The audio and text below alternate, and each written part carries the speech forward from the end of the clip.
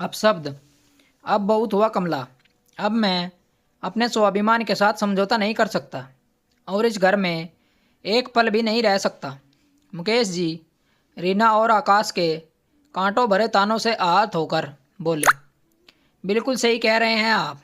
अब मैं भी इस घर में रहना नहीं चाहती।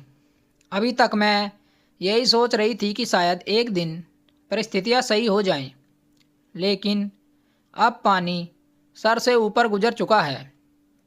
कमला भी अपने आंसुओं को पोंछते हुए बोली। दादा दादी, आप लोग रो क्यों रहे हैं? 5 साल की चिंकी उन दोनों के आंसुओं को अपने नन्हे नन्हे हाथों से पोंछते हुए बोली। कुछ नहीं बेटा, आँख में तानों का कंकड़ चला गया। मुकेश जी और कमला जी व्यथित होकर बोले। हमें मालूम है आपको मम्मी पापा ने डांटा है, इसलिए रो रहे हैं आप लोग। और वह भी रोते हुए दादा दादी के चिपक गई। अभी थोड़ी देर पहले की घटना आंखों में चलचित्र की तरह घूमती। मैंने ज़िंदगी भर इन दोनों को अपने पास रखने का ठेका नहीं ले रखा है। तुम्हारे बड़े भैया तो अपनी सारी जिम्मेदारियों से मुंह मोड़कर आराम से विदेश में रह रहे थे और इन दोनों बुढ़ा बुढ़ी को हमारे माथे मर दिया। जब इन बूढ़े बुढ़िया को हमें कुछ देना ही नहीं है तो हम क्यों इनको अपने पास रखें? रीना का एक एक शब्द जहर के तीर के समान दोनों को सीने को छल्ली कर रहा था। बिल्कुल सही कह रही हो तुम। गलती तो मैंने भी की, इन दोनों को अपने पास रखकर। जैसे भैया ने इन्हें छोड़ दिया था वैसे ही हमें भी छोड़ देना चाहिए था, लेकिन अब बिल्कुल भी नहीं।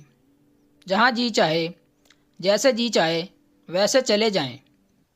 प्राणों से प्यारा बेटा बोल पड़ा, जिसने न जाने कितनी उम्मीदें थी उन दोनों को। भगवान, यह दिन देखने से पहले हम लोग मर क्यों नहीं गए?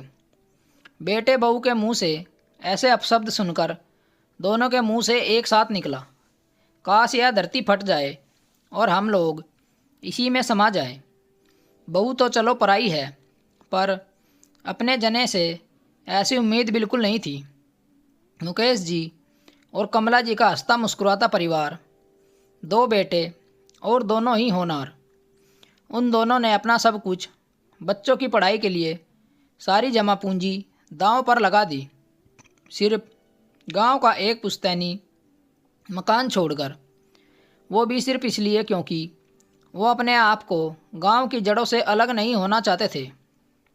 और उनकी सोच यही थी कि एक दिन जब बच्चे तैयार हो जाएंगे तो हम लोगों को अपनी फिक्र करने की क्या ज़रूरत।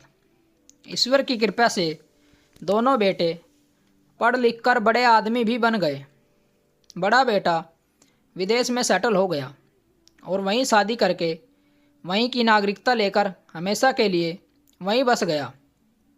बहुत धक्का लगा, लेकिन अभी छोटे बेटे से उम्मीद की किरण बाकी थी।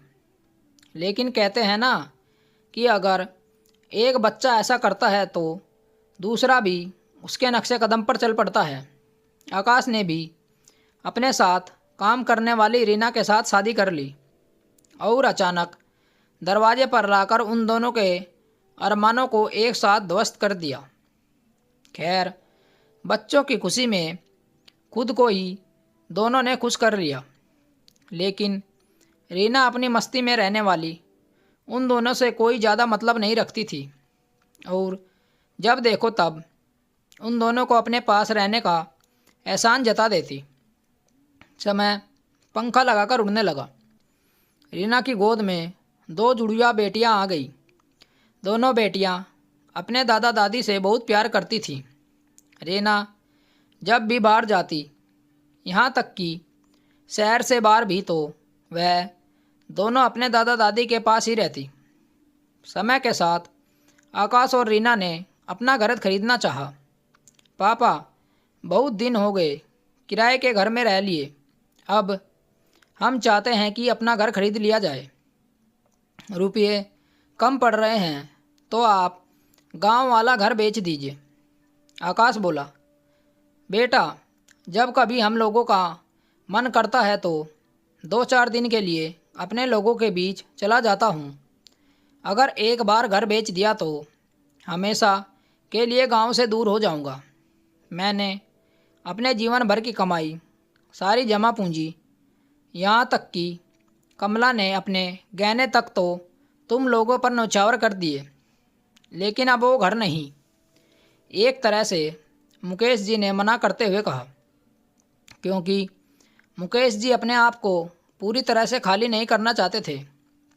आकाश और रीना का व्यवहार देखते हुए समय पता नहीं कब पलटा खा जाए, तो कम से कम सर छुपाने के लिए छत तो होनी चाहिए।